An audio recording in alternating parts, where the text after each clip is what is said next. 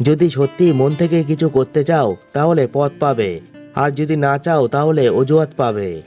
জীবনের যে কোনো পরিস্থিতিতে নিজেকে মানিয়ে নিয়ে হাসতে শেখো ও ঘুরে দাঁড়াতে শেখো। আজ যদি কোথাও কারো কাছে হেরে যাও, তখন এইটা ভেবে হাসো, তার জিতটা হয়তো খুব প্রয়োজন ছিল বিশাল। যখন কোনো কিছু তোমার কাছ থেকে হারিয়ে গেছে, তখন এইটা ভেবে হাসো, হয়তো সেই জিনিসটা কারোর খুব প্রয়োজন ছিল।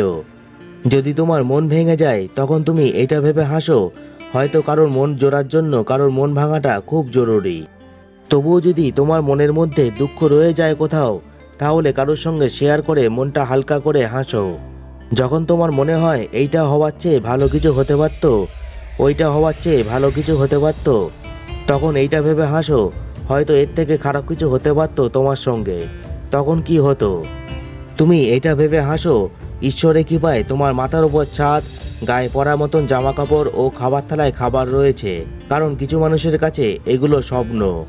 যদি কেউ তোমাকে জিজ্ঞাসা করে তুমি জীবন থেকে কি শিখেছো, তখন তাকে হেসে বলবে, জীবন থেকে আমি হাসতে শিখেছি। যেদিন তুমি নিজের যোগ্যতা দেখতে যাবে, সেদিন থেকে বাবার টাকা ব্যবহার করা ছেড়ে দাও। সন্ধ্যের মধ্যে নিজের যোগ্যতা বুঝতে পারবে। জীবনে কখনো নিজের আত্মসম্মান হারিয়ে যদি স্বর্গ পাও, তাহলে সেটা গ্রহণ করবে না। শিক্ষা ও সংস্কার মানুষের মনুষ্যত্ব কখনো নষ্ট করতে দেয় না। যে ব্যক্তি সময়ের সাথে সাথে নিজেকে বদলে ফেলেছে, সেই ব্যক্তির ভবিষ্যৎ একদিন পাল্টে যাবে।